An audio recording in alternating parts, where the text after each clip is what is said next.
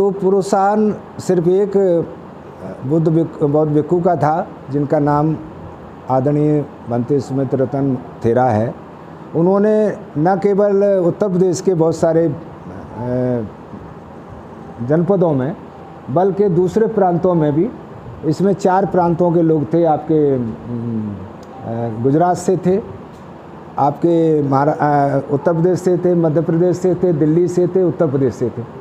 और खुशी की बात यह है कि उसमें 5-7 तो अच्छे प्रॉपर मतलब बिजनेसमैन थे, 5 या 6, और 12 MBBS डॉक्टर थे। एक सुपर क्लास 1 IRS था, IRS जैसे IAS IPS IRS होते, तो ये सुपर क्लास 1 माने जाते हैं। अगर आपका मन चाहे तो नेतागिरी भी कर सकते हो, नहीं तो धार्मिक काम करो, शिक्षा के क्षेत्र में काम करो, धर्म के क्षेत्र में काम करो, सांस्कृतिक क्षेत्र में काम करो, बहुत से मतलब सामाजिक क्षेत्र में सारा काम आता है। तो मैं अब भले ही सक्रिय राजनीति में नहीं हूँ, लेकिन फिर भी कोई ऐसा मौका मैं छोड़ता नहीं हूँ। तो ये 4 प्रांतों के लोग थे मनोज जी का ग्रुप था, लेकिन उसमें 8 आदमियों के पासपोर्ट जो है कुछ खराबियाँ कमियाँ होने की वजह से उनको अलाउ नहीं किया गया था। तो 42+1 मतलब एक बौद्ध भिक्षु और 42 उपासक, तो इस तरीके से ये लोग थे। इस विजिट का उद्देश्य क्या था? उद्देश्य ये था कि मैं एक तो ये देखना चाहता था कि तिपावन बुद्ध पूर्णिमा जो है एक अंतर्राष्ट्रीय पर्व के तौर पर थाईलैंड में मनाया जाता है, तो अंतर्राष्ट्रीय लोगों से मिलने का मौका हम लोगों को संभव हो पाया।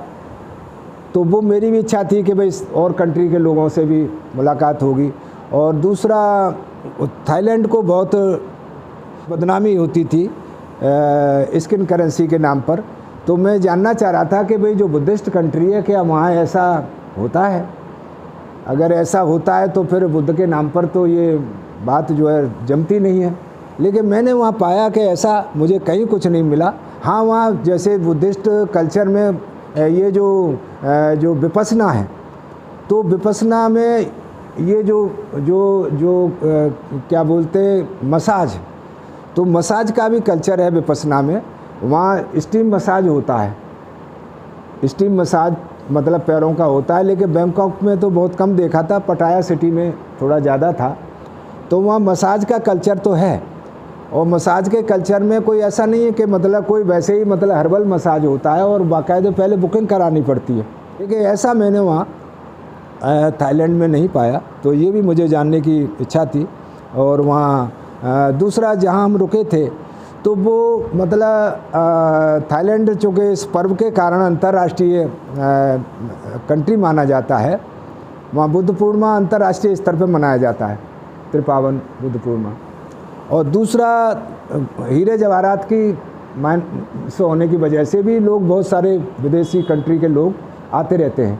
तो वहाँ जैसे होटल में हम रुके हुए थे, वो होटल था आपका ये अबानी एट्रियम। तो ये 11 मतलब स्टार, जैसे 5 स्टार 7 स्टार अपने अमूमन होटल अच्छे माने जाते हैं, तो वो 11 स्टार नहीं। खैर आपकी बात में ठीक है, मैं बात वो जो 11 स्टार की बात कर रहा था, तो वो इसलिए कि भाई इंटरनेशनल सिटी होने की वजह से वहाँ जो नाश्ता है, ब्रेकफास्ट है, तो वहाँ कम से कम 50 कम से कम जो है आइटम होते हैं। मतलब हर कंट्री का आपको वहाँ आइटम मिल जाएगा। जैसे जिस कंट्री का आदमी आया तो वो अपने हिसाब का ब्रेकफास्ट करेगा। तो अब आपकी बात पर मैं आता हूँ कि ये जो मैं वहाँ की असल में तो ये हमारी थाईलैंड की धार्मिक यात्रा थी। मतलब वहाँ हम लोग जो गए थे, तो ये सीखने गए थे कि जब थाईलैंड, जहाँ हिंदी नहीं जानते लोग, जहाँ लोग पाली नहीं जानते, जिसके अंतर्गत बुद्धिज़्म को आप फलीभूत कर सकते हैं, संरक्षित कर सकते हैं, उसे एम्ब्रास कर सकते हो, उसको मतलब आगे बढ़ा सकते हो, तो वो लोग किस तरीके से हिंदी न जानते हुए, पाली न जानते हुए भी उस बुद्ध की विरासत को और संस्कृति को, सभ्यता को किस तरीके से संरक्षित किए हुए हैं, और बहुत बड़े पैमाने, बहुत अच्छी तरह से, हमारे यहाँ से तो कई दर्जे ज़्यादा अच्छी तरह से। तो इसको समझने के बाद हम चाहते हैं कि यहाँ अपने जो हमारे इस बुद्धिस्ट मूवमेंट को चला रहे हैं, जो बुद्धिस्ट कल्चर को फलीभूत देखना चाहते हैं, तो उनके साथ मिल कर के हम चाहते हैं कि इसमें थोड़ा सा और अगर कहीं बदलाव लाया जा सकता है, कुछ और एडिशन किया जा सकता है, तो इस हिसाब से मिलजुल करके और आगे के लिए और यात्राएं, जैसे कम्बोडिया है, तो कम्बोडिया बहुत साधारण कंट्री है, तो यहाँ हमें जाना चाहिए, लेकिन फुल्ली वो बुद्धिस्ट है। और भी बहुत से कंट्री हैं, और जहाँ जैसे अभी श्रीलंका है, ये बुद्धिस्ट कंट्री है, लेकिन अभी वो फ्लॉप हुआ है, तो उसको भी हमें समझना पड़ेगा कि एज ए बुद्धिस्ट कैसे फ्लॉप हो गया वो, जबकि दुनिया के मतलब सारे कंट्री जो है मतलब आज सबकी ऊपर सुपर अपना हैंड रखे हुए हैं। अपना जैसे जापान है, जापान में सुना जाता है कि सवेरे अगर जापान बर्बाद हो गया तो शाम को फिर तैयार हो जाता है, मतलब इतनी हाई टेक्नोलॉजी है उनकी। तो ये चीज़ें हम जब तक बाहर विजिट नहीं करेंगे, तो ये मेरा मकसद था। और सबसे पहले तो अपने सभी मित्रों का अभिनंदन करता हूँ, स्वागत करता हूँ कि मैं जो थाईलैंड की दम्मिक यात्रा पर गया था, तो वहाँ से वापस आने के बाद सकुशल मैंने सोचा कि कुछ मैत्री मिलन होना चाहिए, कुछ गेट टुगेदर होना चाहिए, तो उसी उपलक्ष्य में आज हम लोग यहाँ इकट्ठे हुए हैं।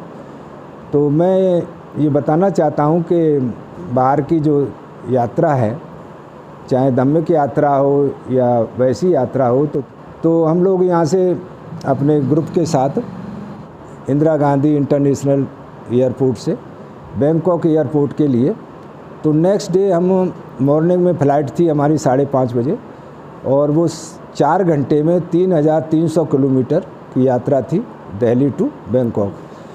तो वहाँ जा कर के हम लोगों ने लैंड किया, और उसके बाद फिर हमारा वीज़ा वहाँ बनना था। तो वीज़ा चूँकि पहले तो टूरिस्ट के लिए हर कंट्री फ्री देती थी, लेकिन इस बार उन्होंने 2000 थाई बाट जो बुद्ध को कहते हैं, थाई कंट्री का नाम है, तो थाई बाट माने थाईलैंड का बुद्ध।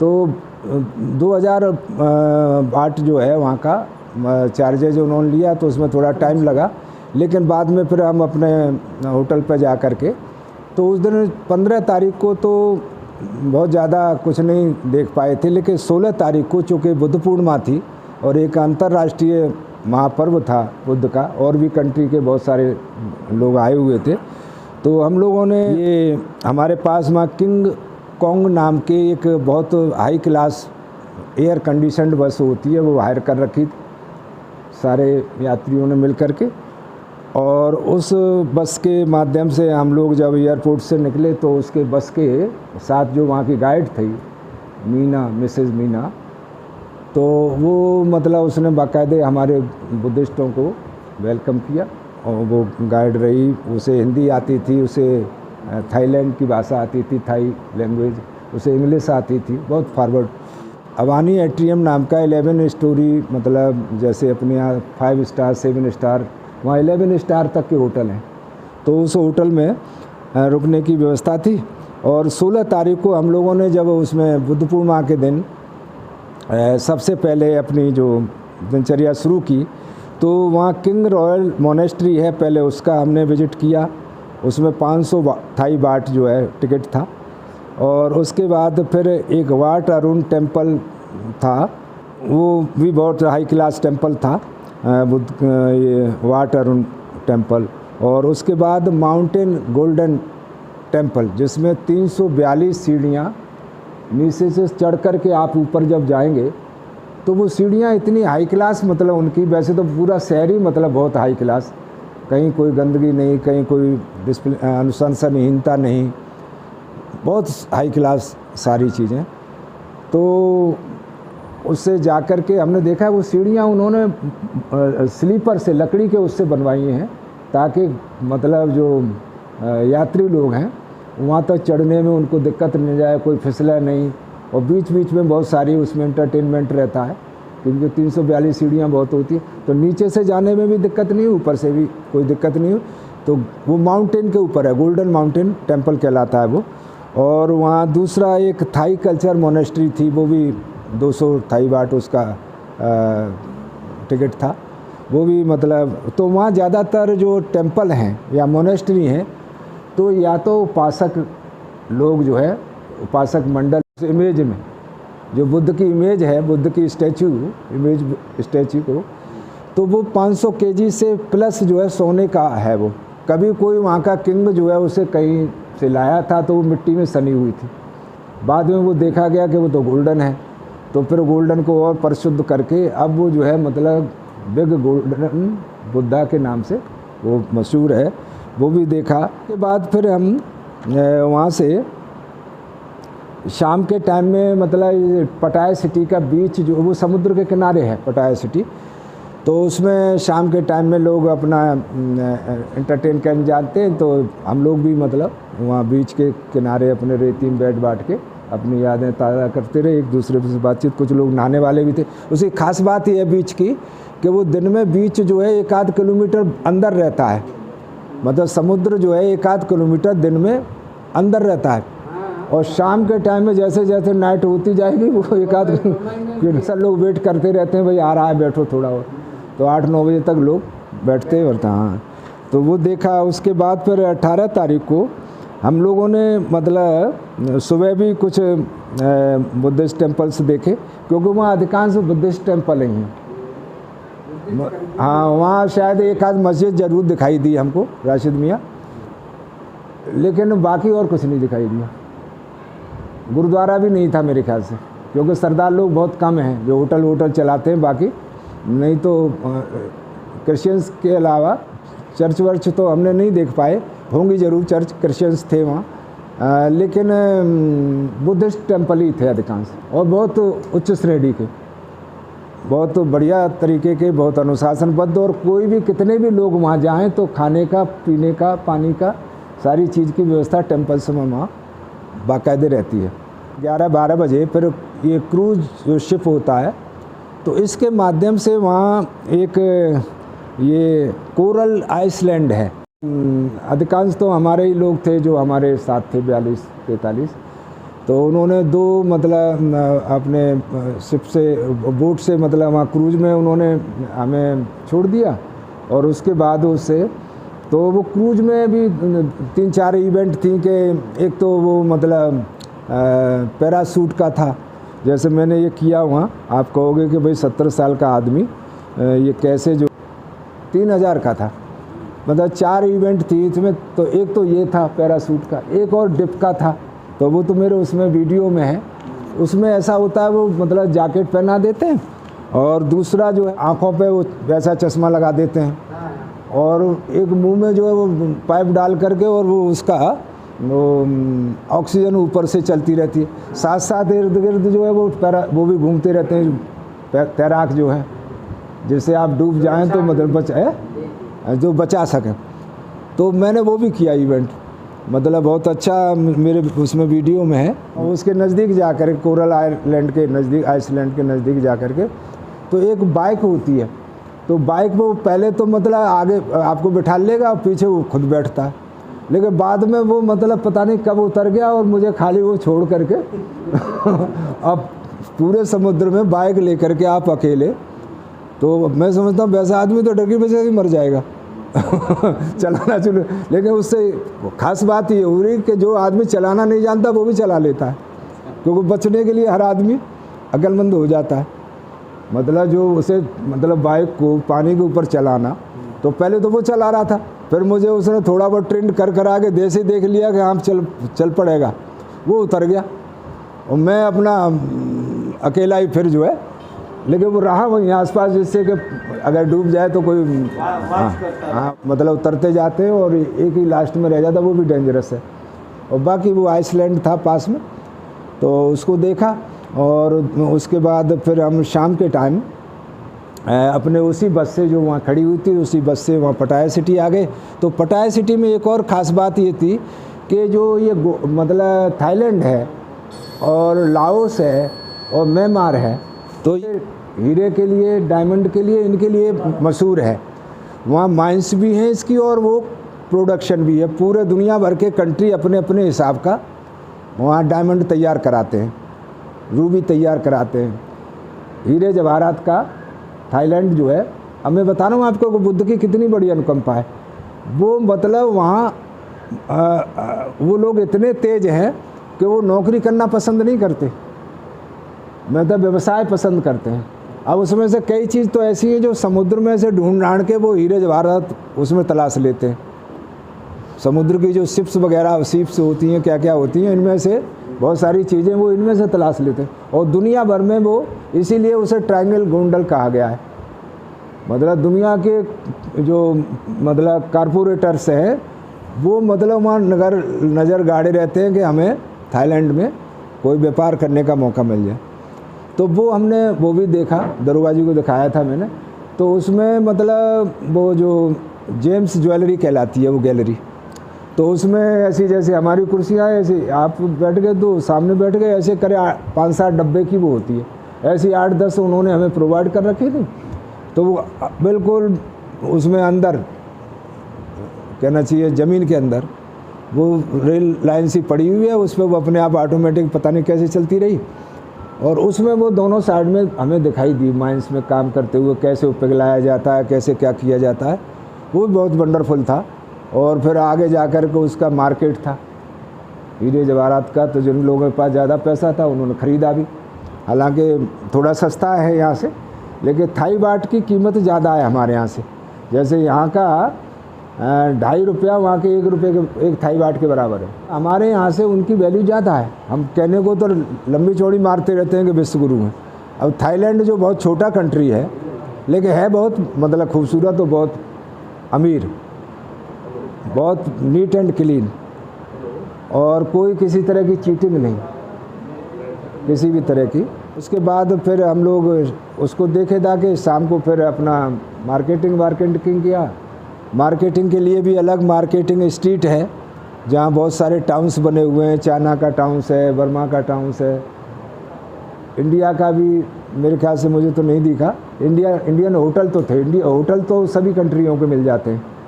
अगर आप जाएंगे वहाँ तो ऐसा नहीं है कि सब वहाँ का खाना नहीं खा पाएंगे, बस ये है कि आपकी कंट्री का होटल देखोगे तो वो वहाँ के होटल से थोड़ा महंगा पड़ेगा, क्योंकि वहाँ और तो कोई आता नहीं है। जैसे एक होटल में मैं शाम को गया तो मैं एक और मेरा पार्टनर था, तो हम वहाँ जहाँ बहुत सारे लोग गए थे वहाँ नहीं जा पाए, तो फिर हमने सोचा मैं चलो हम लोग खुद ही देखते हैं कहीं इंडियन होटल मिलेगा।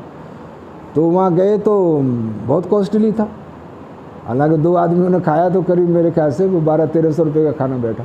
और जब खाना कुछ था नहीं, दाल थी, रोटी थी और दही थी खाली। कस्टमर कम थे तो इसलिए वो कहाँ से वसूल करते, हम ही से वसूल करना था, और आगे होंगे चार्ज। तो कुल मिलाकर के ये है कि मेरा अनुभव ये रहा कि हम लोगों को अगर बुद्धिज़्म को या अपने समाज को कुछ सिखाना है और मतलब अच्छा सिखाना है, मतलब किसी से टक्कर लेना चाहते हो तो बाहर के कल्चर को भी देखना ज़रूरी है। हम क्या है कि हमारे पास पैसा भी है, सब कुछ भी है, लेकिन अनुभव न होने की वजह से या एक दूसरे के साथ अनुभव शेयर न हो पाने की वजह से बाहर जाने से बहुत महरूम रहते हैं। कि हम लोग जो भी डिज़र्व करते हैं, माँ साहब जैसे आप हो गए, विक्की जी हो गए, मनोज जी हो गए, ये सब लोग जो हैं, सिंह साहब हैं, तो ऐसे लोग जो हैं मतलब पासपोर्ट तो बनवा ही लें। मान लो कभी भागना पड़ा, मैंने अभी एक पोस्ट डाली थी, अकेला जी ने पढ़ी है, कि ये जो मतलब यहाँ जो करते रहते हैं हिंदू राष्ट्र, तो इन्होंने सबने अपने बाहर ठिकाने बना लिए हैं और सबके पास पासपोर्ट है, ऑनलाइन बनते हैं, अब कोई दिक्कत नहीं। जब कभी मन चलेगा तो बहुत महंगा नहीं पड़ता। अब यहाँ से आने जाने का 22,500 का टिकट था खाली, 3,300 किलोमीटर। अगर इंडिया में घूमोगे तो ज़्यादा से ज़्यादा पैसा लग जाएगा। आप जो हवाई जहाज़ से 22,500 में मतलब घूम घाम के, यहाँ भी जो सलूट मारने वाले रहते हैं जब आप जाओगे तब, और वहाँ जब जाओगे तो वहाँ सलूट उतरते ही आपको वहाँ सलूट मारेंगे। एयरपोर्ट में बहुत अच्छा वेलकम होता है, मतलब चाहे आपके घर में कुछ हो या ना हो, लेकिन वहाँ वो आपको रईसी मान के चलेंगे। तो इसलिए जो है मेरा ये अनुरोध रहेगा कि बाहर बहुत मज़ा आता है। पैसा तो देखिए जितना कमाने लायक थे हम लोगों ने कमा लिया, किसी की लायबिलिटी है तो उसकी मैं नहीं कहता, लेकिन जिसकी लायबिलिटी नहीं है तो उनको फिर ज़्यादा इसमें सोच विचार नहीं करना चाहिए। बाहर भी जाओगे तो आप ज़्यादा मतलब मददगार बन सकते हैं। जब आपको खुद ही नहीं मालूम तो दूसरों को क्या मदद लगाओ। जा कर के हाजिरी लगा के आ जाओ। दूसरा आदमी बड़ा प्रयास करता है कि भाई लोग आएंगे, कुर्सियां लगाता है इंतजाम, और लोग आए नहीं, तो ये बैकवर्डनेस जाहिर करती है। परेशानी तो सबको होती है, ज़्यादा देर नहीं जा सकते तो थोड़ी बहुत देर जा कर के। तो मनोज जी आपका बहुत बहुत धन्यवाद। बात हो रही थी तो मुझे 3 बातें स्पेशली मेरे जहन में आई, तो उन बातों को मैं शेयर करना चाहूँगा। और ठीक है, ये उसको रिकॉर्ड कर रहे हैं वो एक अलग मैटर है, ठीक है। मैं तो पर्सनली मेरी शेयर करने की मंशा थी। दरअसल बाबा साहब की बौद्ध धर्म के बारे में वो 3 बातें चाहते थे। पहली बात तो वो ये चाहते थे कि बौद्ध धर्म का जो साहित्य है वो त्रिपिटक है, उनमें भी तमाम चीज़ें हैं, मतलब 3 संदूक, बहुत बड़ा साहित्य है। तो वो एक किताब हो, जैसे क्रिश्चियंस की होती है बाइबल, उसी तरह से बौद्ध धर्म की एक किताब हो। तो एक तो उनकी मंशा ये थी। दूसरी उनकी मंशा ये थी कि जो बौद्ध भिक्खु हैं वो ट्रेंड हों, उनको प्रशिक्षित किया जाए ताकि वो जो धम्म है उसका काम मुख्य रूप से कर सकें। और एक तीसरी उनकी जो मंशा थी वो ये थी कि जो बौद्ध धर्म के जो अनुयायी हैं और विशेषकर भारत के, वो पूरी दुनिया के बौद्धों से कनेक्ट हों, एक विश्व बौद्ध समुदाय बने। तो ये बाबा साहब की 3 मंशा थी, जिसको उन्होंने जो साहित्य को उसकी बात थी, बहुत विशाल साहित्य को एक जगह समेटने की, तो वो तो बुद्धा एंड धम्मा के माध्यम से उन्होंने उसको किया। और तो यहाँ जो अभी जो यात्रा वाली बात चल रही थी मुख्य रूप से, तो वो यही है कि हम जो विश्व का जो बौद्ध समुदाय है उससे हमारी कनेक्टिविटी बनेगी और हम वहाँ की कल्चर को समझें, वो यहाँ की कल्चर को समझें। क्योंकि जो बौद्ध धर्म है, बाबा साहब ने बौद्ध धर्म को भी लिया है ना, तो बहुत छान के लिया है, उसको जैसा था वैसा ही स्वीकार नहीं किया है।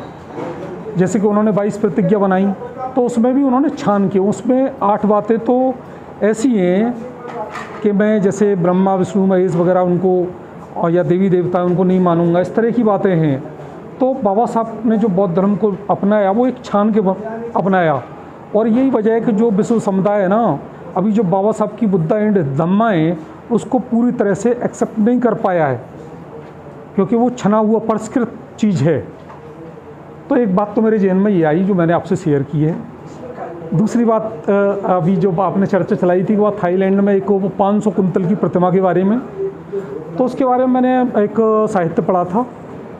उसमें मुख्य रूप से ये बात थी कि थाईलैंड के किसी चौराहे पे एक मिट्टी की प्रतिमा लगी हुई थी, और किसी वजह से जब विकास का काम हुआ तो उस प्रतिमा को एक जगह से दूसरी जगह पर हटाया जाना था। और जब हटाया जाना था, चूँकि प्रतिमा काफ़ी बड़ी थी, तो उसको क्रेन वगैरह के माध्यम से उसको हटाया गया। वहाँ से मिट्टी की प्रतिमा थी वो, तो जब वो वहाँ से हटाई गई प्रतिमा, दूसरी जगह लगाने के लिए रखी गई, उसी दिन कुछ बरसात वगैरह हुई और क्रेन से वो थोड़ी चटक गई थी।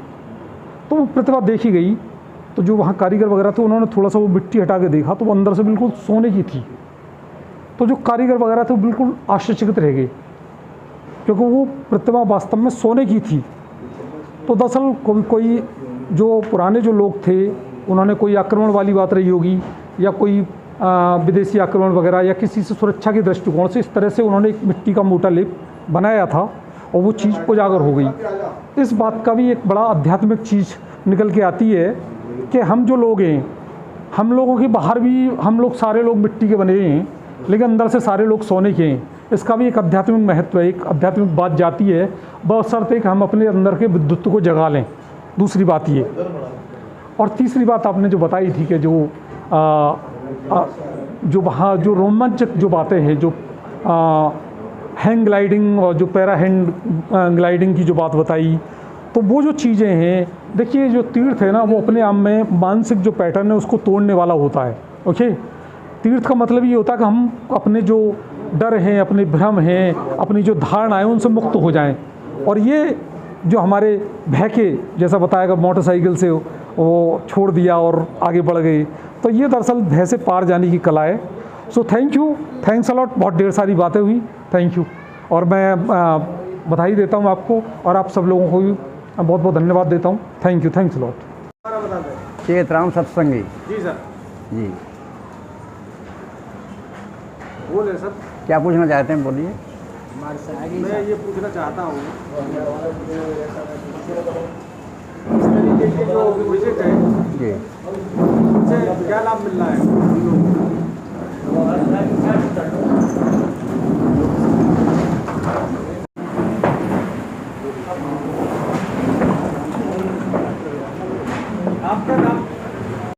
आपका नाम क्या है और इस यात्रा का क्या उद्देश्य है? मेरा नाम चेतराम सत्संगी है जी। जिस वक्त आदरणीय राजा राम आनंद जी थाईलैंड पहुँचे तो वहाँ की यात्रा के तमाम फ़ोटोग्राफ मुझे व्हाट्सएप पे भेजते रहे। मैं भी बहुत प्रसन्न हुआ। वहाँ के टेम्पल दिखाए, भंते जी, सुमित रत्न थेरो जी, उनके भाषण सुने, उन्होंने वहाँ सब चीज़ दिखाई, वहाँ के टेम्पल दिखाए। तो मुझे लगा कि नहीं, मैं तो नहीं गया था, मैं तो यहीं से देखता रहा जी। लेकिन मैं काफ़ी प्रभावित हुआ उससे और मैं रोज़ आनंद जी से संपर्क करता रहा। मैं समझता हूँ कि ये बड़ी सफल यात्रा इस माने में है कि बौद्ध धर्म के बारे में बहुत सारी जानकारी, बहुत सारी चीज़ें, बहुत से लोगों से मिलना उनका हुआ, उसको यहाँ आके उन्होंने उन लोगों से शेयर किया। हमारी भी जानकारी में कुछ वृद्धि हुई है, निश्चित रूप से लाभदायक है। और मैं सब लोगों से ये कहना चाहूँगा कि बौद्ध धर्म के विस्तार के लिए इस तरह की जानकारी बहुत ज़रूरी है। अंकल जी, बौद्ध धर्म का विस्तार तो बड़े युद्ध स्तर पर चल रहा है जी। गली गली, मोहल्ले मोहल्ले और रोडों पर बुद्ध विहार बनाए जा रहे हैं जी। लेकिन सवाल ये उठता है कि कितने तथागत के अनुयायी, कितने भंते हमने दिए, कितने नए भंतों को हमने प्रेरणा दी, कितनों को ट्रेनिंग दे रहे हैं, क्या स्थिति है ऐसी उन बुद्ध विहारों के लिए, थोड़ा सा बता।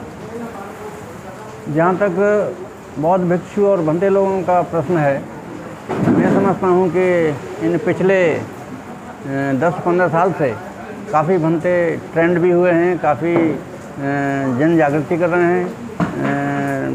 2-4 भंते मेरे परिचय में हैं जो थाईलैंड, कंबोडिया और यहाँ घूम आए हैं, अपने तजुर्बे दिखाए हैं। यहाँ एक भंते एस कास्पाइन जी यहाँ हमारे बुद्ध विहार में वर्षावास किया था। उन्होंने भी मतलब कई देशों की, बुद्ध देशों की यात्रा की है और पीएचडी करने के बाद जन जागरण कर रहे हैं। महाराष्ट्र में हैं, इधर अलीगढ़ भी आते जाते रहते हैं 1-2 साल में। अभी दिसंबर के महीने में आएंगे, उनका टेलीफोन आता रहता है मेरे पास जी।